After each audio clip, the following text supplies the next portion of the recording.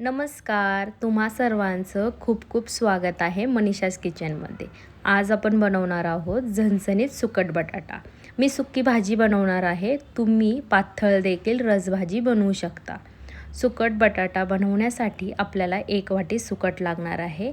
मी जरा ब्राऊन सुकट घेतले आहे. तुमच्याकडे व्हाईट असेल तरी तुम्ही यूज करू शकता.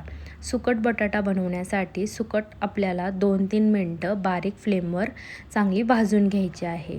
सुकट भाजून झाल्यानंतर आपल्याला क्लीन करून घ्यायची आहे. त्यामध्ये काही खडे वगैरे असेल तर काढून घ्यायचे आहे आणि 2-3 पाण्यामध्ये वॉश करायची आहे.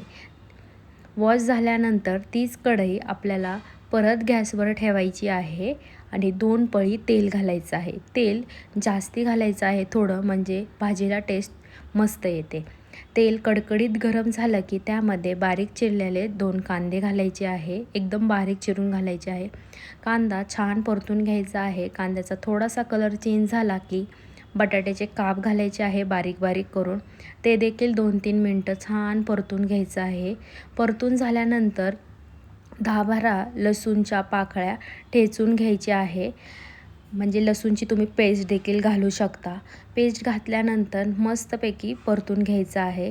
छान परतून झाल्यानंतर बटाटा, कांदा, लसूण त्यामध्ये आपल्याला सुके मसाले घालायचे आहे.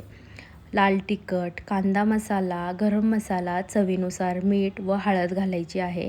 मसाला बारीक फ्लेमवर छान परतून घ्यायचा आहे. टमॅटो देखील घालायचा आहे एक. मस्त मिक्स करून घ्यायचं आहे. बारीक फ्लेमवर करायचं आहे सगळं. छान 2-3 मिनटं परतून घ्यायचं आहे स्लो फ्लेमवरती. परतून झाल्यानंतर क्लीन केलेली सुकट त्यामध्ये घालायची आहे. छान वॉश करायची आहे. त्यामध्ये खूप माती असते म्हणून 2-3 पाण्याने वॉश करून घाला. मग सुकट देखील मिक्स करून घ्यायची आहे. छान मिक्स झाल्यानंतर त्यामध्ये 1 ग्लास पाणी घालायचं आहे.